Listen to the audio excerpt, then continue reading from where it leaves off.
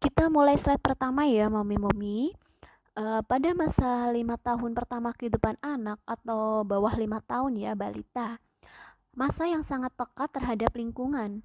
Dan masa ini berlangsung sangat pendek serta tidak dapat diulang lagi. Ya, pada usia 0 sampai 5 tahun ini banyak anak-anak yang menanyakan, apa sih? Bagaimana sih? Kenapa? Nah, karena mereka itu peka terhadap lingkungan ya. Dan masa ini berlangsung sangat pendek. Kadang kita merasa, loh, kok anak kita udah gede aja, 1 tahun, perasaan kemarin baru melahirkan. Dan masa ini tidak dapat diulang lagi.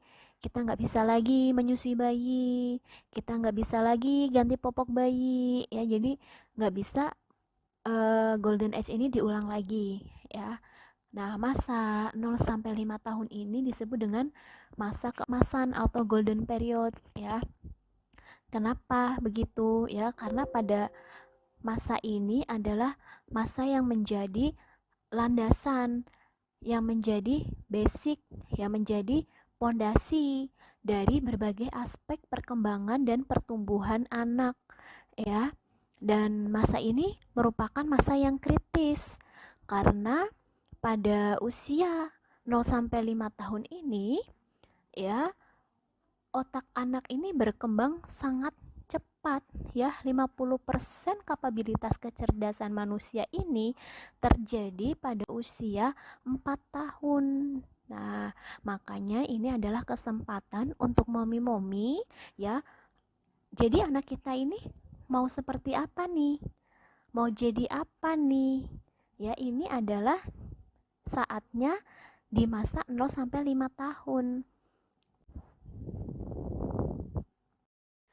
Kita mulai slide pertama ya, Mami-Mami. Pada masa 5 tahun pertama kehidupan anak atau bawah 5 tahun ya, balita, masa yang sangat peka terhadap lingkungan. Dan masa ini berlangsung sangat pendek serta tidak dapat diulang lagi. Ya, pada usia 0 sampai 5 tahun ini banyak anak-anak yang menanyakan, apa sih? Bagaimana sih? Kenapa? Nah, karena mereka itu peka terhadap lingkungan, ya. Dan masa ini berlangsung sangat pendek. Kadang kita merasa, loh, kok anak kita udah gede aja, 1 tahun, perasaan kemarin baru melahirkan. Dan masa ini tidak dapat diulang lagi. Kita nggak bisa lagi menyusui bayi, kita nggak bisa lagi ganti popok bayi, ya. Jadi nggak bisa golden age ini diulang lagi, ya. Nah, masa 0 sampai 5 tahun ini disebut dengan masa keemasan atau golden period, ya.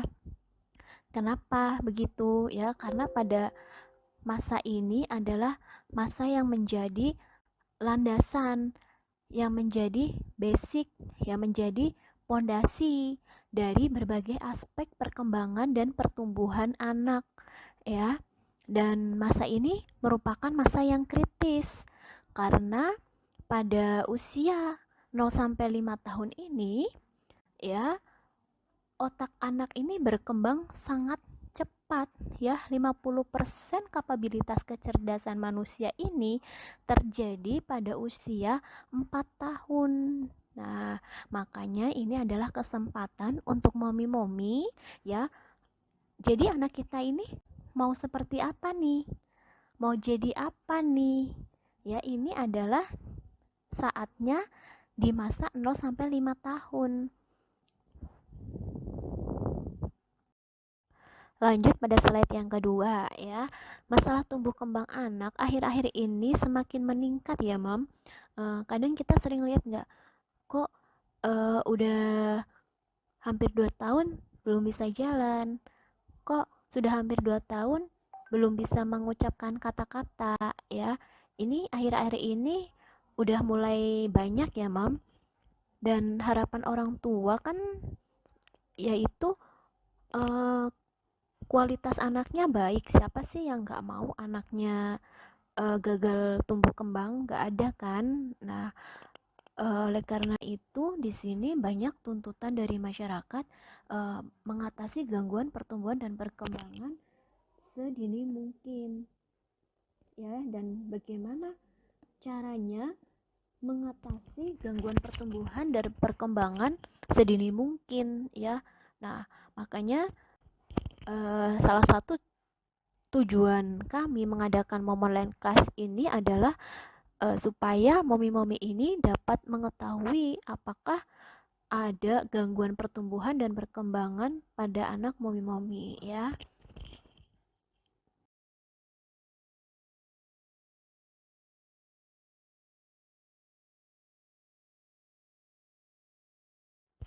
Nah, bagaimana meningkatkan kualitas anak ya? Yang pertama kita melakukan pemantauan secara teratur dan berkala sejak dini ya untuk melakukan deteksi dini ya kita ke posyandu, ke puskesmas atau ke tenaga kesehatan untuk melakukan pemantauan pertumbuhan dan perkembangan anak setiap bulan ya atau di posyandu juga bisa ya dan mengoptimalkan stimulasi secara dini sesuai tahap perkembangan anak ya dengan cara menstimulasi dini ya misalkan usianya sudah 6 bulan ya bagaimana kita dapat melakukan stimulasi pada anak usia 6 bulan misal supaya anak ini bisa duduk dengan sendiri bagaimana kita merangsangnya supaya anak bisa duduk sendiri kita mengajak main anak dengan cara apa ya dan apabila terjadi penyimpangan kita dapat melakukan tindakan intervensi dini ya jadi ketika ditemukan adanya penyimpangan kita dapat melakukan tindakan intervensi secara dini ya.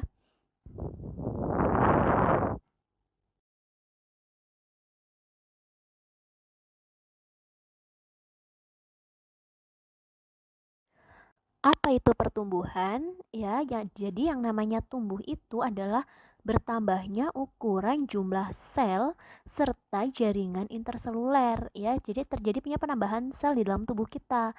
Terjadinya penambahan jaringan di dalam tubuh kita ya.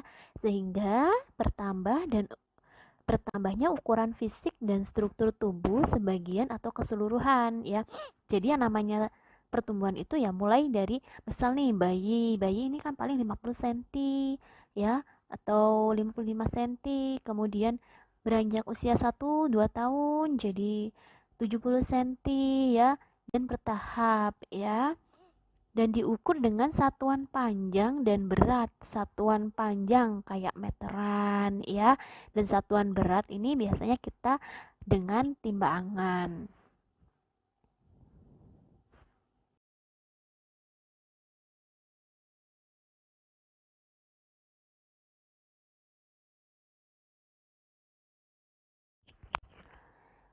Nah, kemudian apa yang dimaksud dengan perkembangan ya?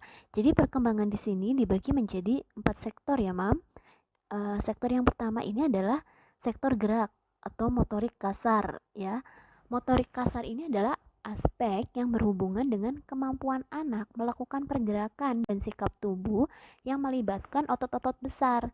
Nah, seperti duduk, berdiri, berjalan, lompat, menaiki tangga. Ya, itu yang disebut dengan motorik kasar ya. Yang kemudian motorik halus ya. Motorik halus ya atau fine motor adaptif ini adalah aspek yang berhubungan dengan kemampuan anak melakukan gerakan yang melibatkan dan dilakukan oleh otot-otot kecil tetapi memerlukan koordinasi yang cermat seperti ya mengamati sesuatu, menjimpit, menulis ya, menggambar ya, kemudian mengikat tali sepatu, memakai baju. Nah, ini adalah hal-hal yang membutuhkan gerakan dari otot-otot kecil, tetapi memerlukan kecermatan ya, Mam.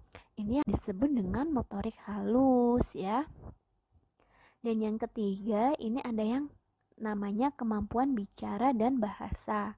Ya, jadi aspek yang berhubungan dengan kemampuan untuk memberikan respon terhadap suara, berbicara, berkomunikasi, mengikuti perintah dan sebagainya ya.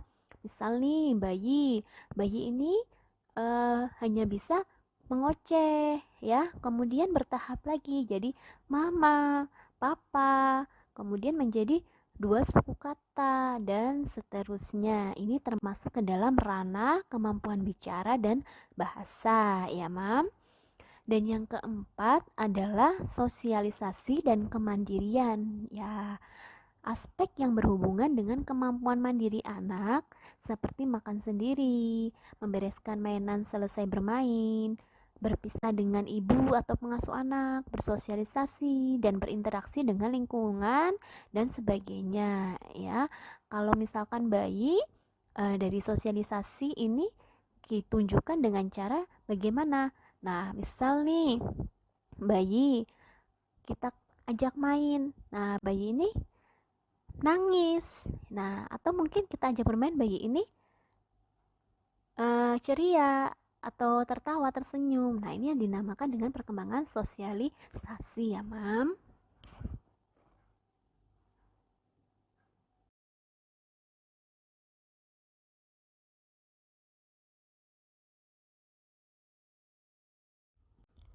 Nah, bagaimana ciri tumbuh kembang anak? Ya, yang pertama, setiap pertumbuhan disertai dengan perubahan fungsi. Contoh, ya, kaki pada usia 8 bulan atau 9 bulan ini kaki fungsinya untuk merangkak. Tetapi ketika sudah bertambah usia, kaki ini beralih fungsi. Kaki ini bisa untuk berjalan, ya. Yang kedua, setiap anak tidak bisa melewati satu tahap perkembangan sebelum ia melewati tahap sebelumnya. Contoh, seorang anak tidak akan bisa berjalan sebelum ia bisa berdiri. Ya, jadi bagaimana bisa dia berjalan kalau belum bisa berdiri, ya? Jadi ini bertahap, tidak bisa melewati tahap sebelumnya, ya. Dan pertumbuhan dan perkembangan mempunyai kecepatan yang berbeda, ya, tidak harus berjalan seiring. Yang keempat, perkembangan sesuai dengan pertumbuhan. Anak sehat, bertambah umur, bertambah berat dan tinggi badannya, serta bertambah kepandaiannya, ya. Jadi ketika pertumbuhannya bagus, maka perkembangannya juga akan bagus, ya. Kemudian perkembangan mempunyai pola yang tetap di daerah kepala, kemudian menuju ke arah anggota tubuh, ya. Kemudian pada gerak kasar, misalnya tangan, kemudian berkembang ke bagian jari-jari yang mempunyai kemampuan gerak halus. Tahap perkembangan seorang anak mengikuti pola yang teratur dan berurutan.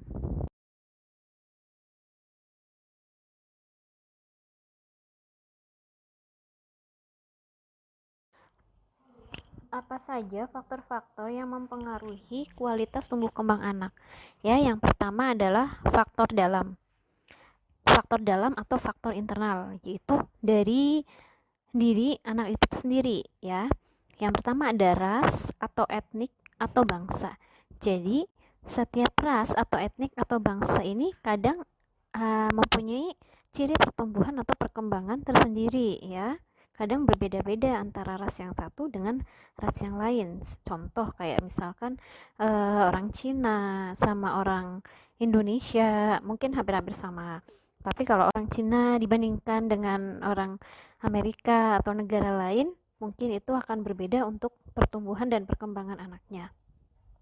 Yang kedua adalah keluarga atau genetik atau keturunan, ya. Biasanya ini keturunannya kecil-kecil, ya. Biasanya nanti anaknya kecil-kecil juga, walaupun tidak semuanya seperti itu, ya, Mam. Kemudian dipengaruhi dengan usia, jelas ya, semakin bertambahnya usia pasti ini akan bertumbuh dan berkembang. Kemudian jenis kelamin, ya, jenis kelamin juga mempengaruhi tumbuh kembang anak, di mana biasanya anak laki-laki akan cepat tumbuh daripada anak perempuan. Nah, yang kedua adalah faktor luar, yaitu yang terjadi dari luar, ya, tidak dari diri anak itu sendiri. Ya, apa aja faktor luar itu? Ada gizi, ya. Gizi ini termasuk dalam ketika ibunya sedang hamil. Jadi gizi ibu ketika hamil bagaimana, terpenuhi atau tidak? Nah, ada kasus yang namanya BBLR atau berat badan lahir rendah, ya.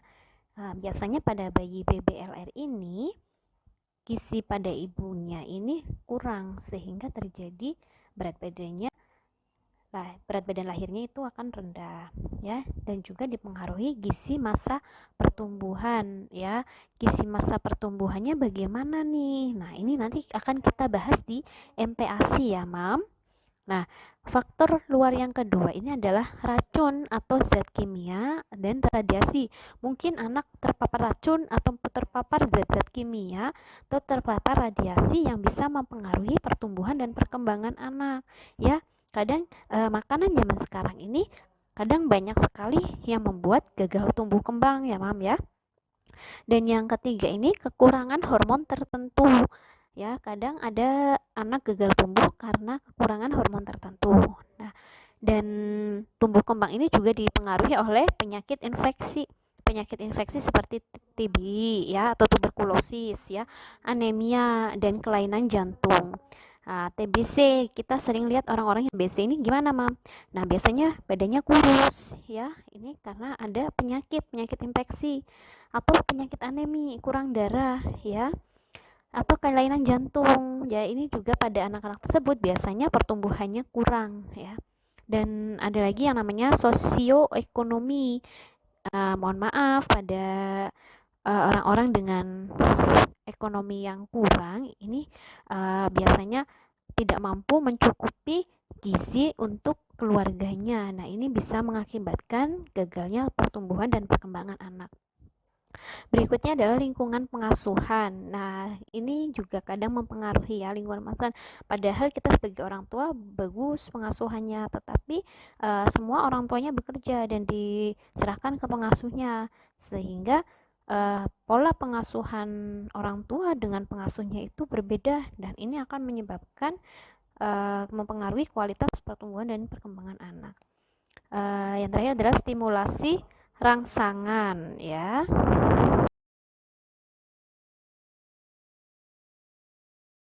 Kita masuk ke kebutuhan dasar tumbuh kembang anak ya, yang lebih kita kenal sebagai kebutuhan asuh asih asah ya. Nah, sebagai orang tua tentunya kita harus memenuhi kebutuhan fisik biomedis ya, tapi sesuai dengan kemampuan kita ya. Apa aja nih yang meliputi apa saja nih kebutuhan fisik biomedis? Yang pertama adalah pangan atau gizi ya. Pangan atau gizi ini merupakan kebutuhan yang terpenting ya, Mam. Jadi kalau gizinya kurang, tentu saja pertumbuhan dan perkembangannya juga akan tidak maksimal. Yang kedua adalah perawatan kesehatan dasar, seperti imunisasi, pemberian ASI, dan penimbangan. Ini juga termasuk kebutuhan fisik biomedis yang harus kita penuhin ya. ASI penting, kita harus memberikan ASI kepada anak. Bahkan di dalam Al-Quran pun dikatakan bahwa berikan ASI sampai anak berusia 2 tahun ya. Artinya wajib ya, Mam. Kemudian imunisasi ya, imunisasi ini kenapa kita harus penuhi? Dan penimbangan yang teratur ya, kita dapat melakukan penimbangan di posyandu, di puskesmas, atau di fasilitas kesehatan yang lain ya, Mam ya.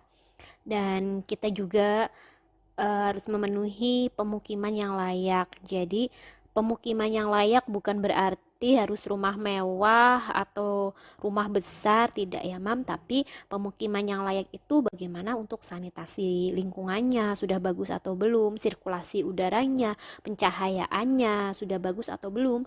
Karena ini juga akan mencegah penyakit-penyakit infeksi ya, Mam, sehingga dapat memaksimalkan tumbuh kembang anak ya. Dan selain itu, ini juga ada sandangan, kesegaran jasmani dan rekreasi ya. Jadi untuk sandang, pangan, rekreasi ya, rekreasi ini juga penting ya, Mam. Tapi ya nggak sering-sering juga. Mungkin di saat weekend atau 1 bulan sekali kita kita ajak anak-anak kita untuk berkreasi ya. Kalau rekreasi lebih bagus itu ke alam, rekreasi alam, atau banyak sekarang wisata-wisata edukasi ya, Mam, karena itu juga untuk melatih perkembangan anak.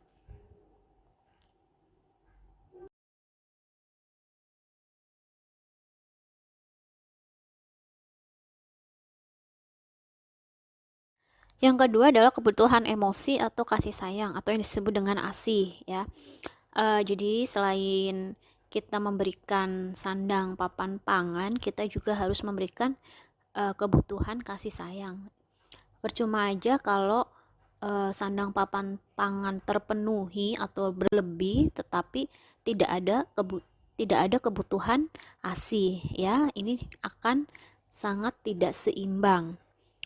Ya, jadi kasih sayang dari orang tua akan menciptakan ikatan yang erat atau yang namanya bonding ya, dan kepercayaan dasar basic trust ya. Kekurangan kasih sayang akan menyebabkan sindrom deprivasi mental ya.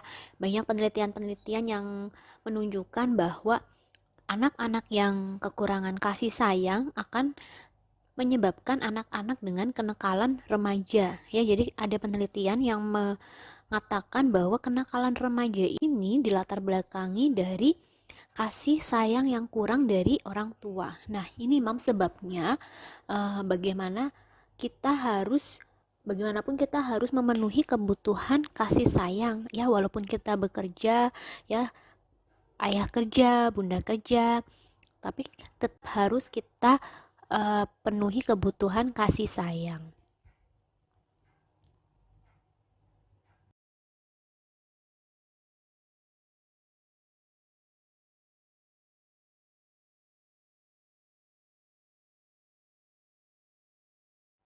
Kemudian kebutuhan berikutnya adalah kebutuhan akan stimulasi mental atau asa ya.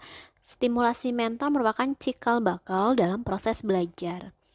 Mengembangkan perkembangan mental psikososial seperti kecerdasan, keterampilan, kemandirian, kreativitas, agama, kepribadian, etika, produktivitas, dan sebagainya.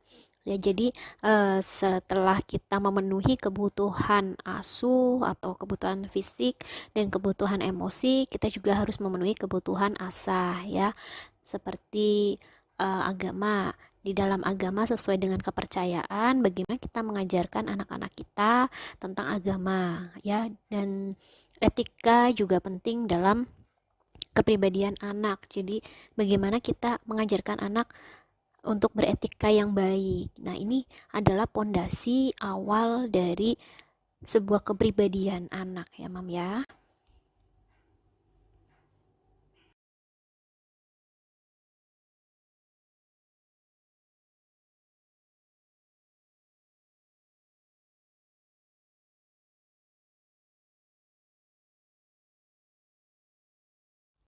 Ya, berikutnya ini ada tabel deteksi dini penyimpangan tumbuh kembang.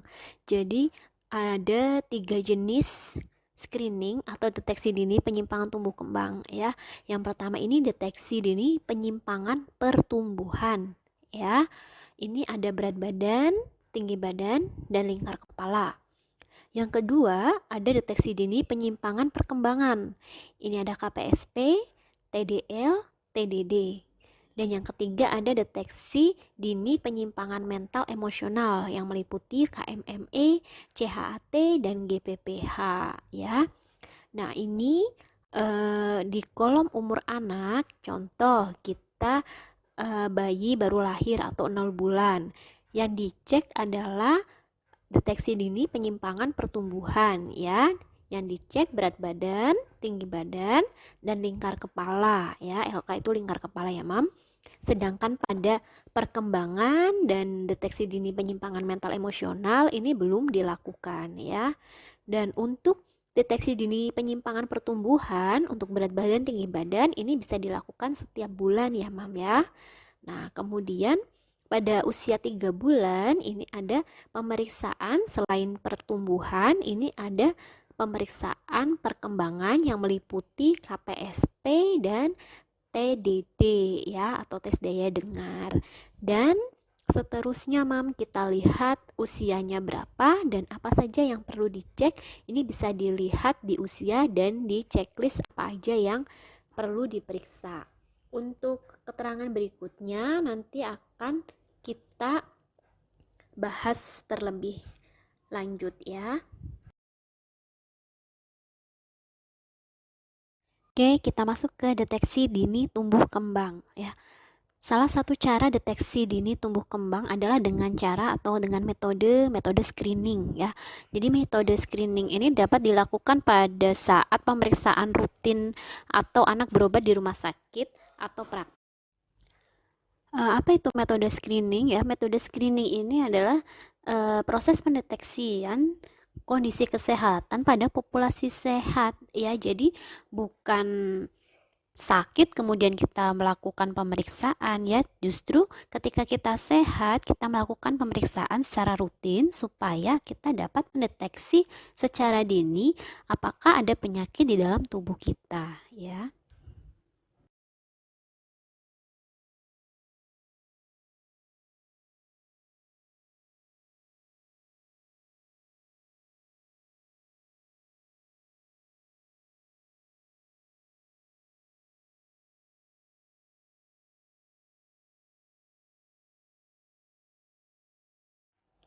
Ya, ini adalah menjelaskan tentang macam-macam atau jenis deteksi dini penyimpangan dalam pertumbuhan dan perkembangan.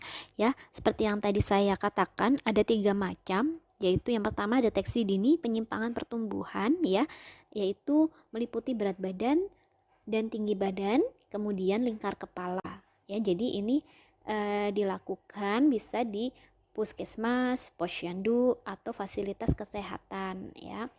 Kemudian selain pertumbuhan, kita juga mendeteksi dini penyimpangan perkembangan.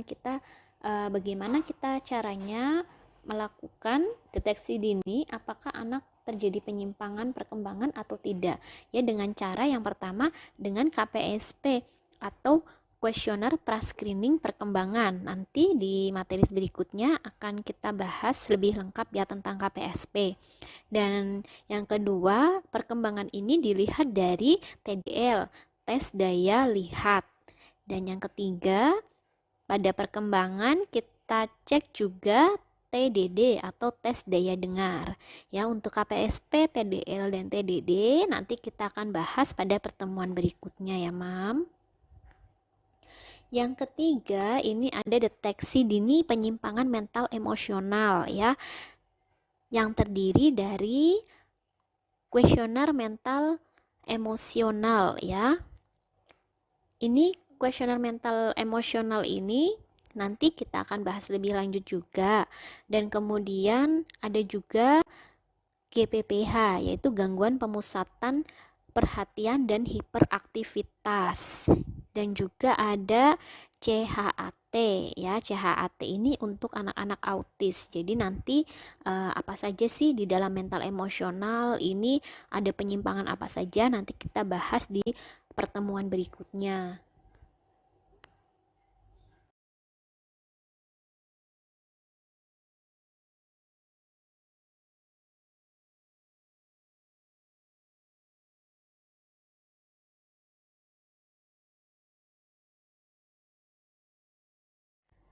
Ya, kita akan membahas tentang deteksi dini penyimpangan pertumbuhan ya. Jadi bagaimana kita bisa mendeteksi adanya penyimpangan dalam pertumbuhan dengan cara apa? Yaitu dengan cara kita mengukur berat badan kita, ya, berat badan anak maksudnya ya. Berapa berat badan anak, kemudian berapa tinggi badan anak. Jadi nanti ada pengukuran berat badan berdasarkan usia, berat badan berdasarkan tinggi badan, atau tinggi badan berdasarkan usia. Nanti akan lebih jelasnya lagi di slide berikutnya. Kemudian selain mengukur berat badan dan tinggi badan, penyimpangan pertumbuhan bisa kita lihat dari lingkar kepala. Ya, jadi lingkar kepala usia sekian bulan normalnya berapa? Nah, apabila kurang dari normal berarti ada terjadi penyimpangan pertumbuhan ya. Untuk deteksi dini penyimpangan dan pertumbuhan ini bisa kita lihat di eh, buku KIA atau di grafik pertumbuhan ya. Seperti gambar di slide berikutnya itu kita lihat grafik pertumbuhan ya. Ini biasanya terdapat di buku KIA dan ini selalu dibawa ketika momi-momi datang ke posyandu ya. Jadi nanti di sana petugas akan menginformasikan berapa berat badan anak momi-momi, tinggi badannya berapa dan bagaimana kurvanya. Nah, Untuk grafik ini hanya untuk memantau pertumbuhan. Jadi, grafik ini tidak untuk memantau status gizi ya. Jadi, ibarat sekolah ini adalah rapot-rapot anak ya. Jadi, pertumbuhan anak bagaimana? Nah, ini ada garis warna kuning, warna hijau, dan ada garis merah. Nah, untuk pertumbuhan normalnya adalah anak-anak grafiknya ada di garis yang warna hijau ya.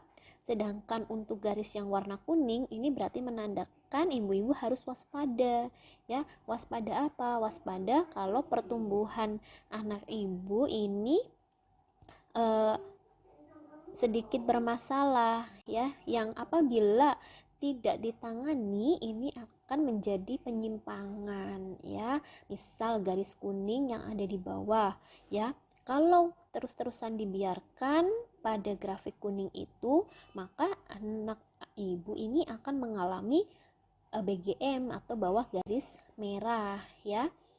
Atau kebalikannya, apabila grafiknya berada di garis kuning yang di atas ya, ibu-ibu harus waspada. Waspada apa? Waspada bahwa pertumbuhannya ini obesitas atau kegemukan ya.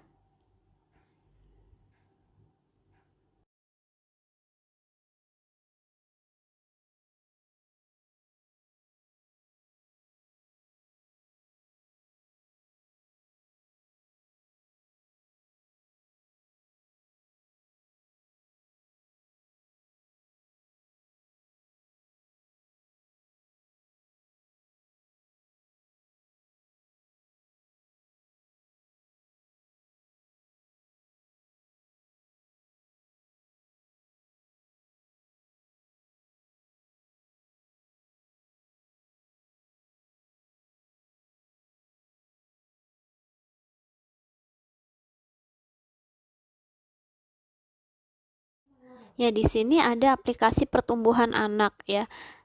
Ini bisa di-download di Play Store ya. Jadi ada yang namanya aplikasi Primaku. Di aplikasi ini bisa mengecek grafik pertumbuhan anak dan grafik perkembangan anak, serta ada artikel-artikel tentang kesehatan anak.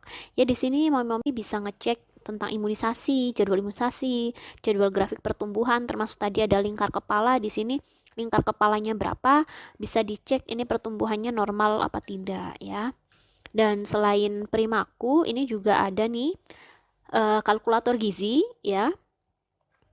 Ini bisa di-download juga di Play Store. Nah, untuk kalkulator gizi ini mungkin akan memudahkan momi-momi menentukan status gizi anak ya. Jadi ini ada berat badan menurut umur ya, tinggi badan menurut umur, dan berat badan menurut tinggi badan, serta ada indeks massa tubuh menurut umur. Nah, dengan aplikasi ini, mami dengan sangat mudahnya mengaplikasikan ya, jadi tahu nanti berat badannya normal atau enggak, tinggi badannya normal atau enggak. Nah, ini bisa dilihat di dalam aplikasi ini ya, Mam ya. Dan untuk mami yang punya balita khususnya ya, ini penting banget aplikasi ini ya untuk memantau pertumbuhan anak.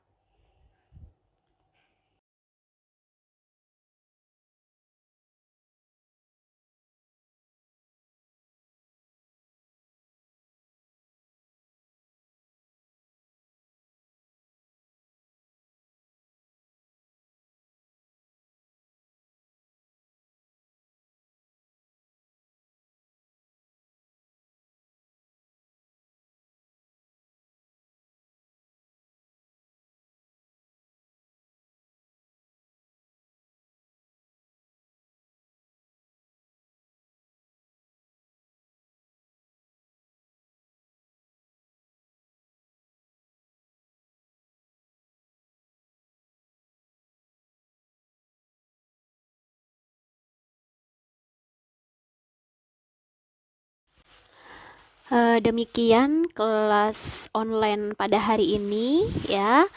Mudah-mudahan apa yang saya sampaikan bisa bermanfaat untuk momi-momi di sini ya. Dan untuk jadwal berikutnya, saya beri kesempatan untuk momi-momi untuk membaca materi ini dan memahami materi ini, dan untuk ada pertanyaan bisa dikirimkan ke moderator ya, dan nanti moderator akan mengirimkan ke kelas ini ya. Nanti ada jadwal untuk diskusi atau tanya jawab ya. Saya selaku pembicara undur diri. Mohon maaf apabila ada kata-kata yang tidak berkenan ya. Wassalamualaikum warahmatullahi wabarakatuh.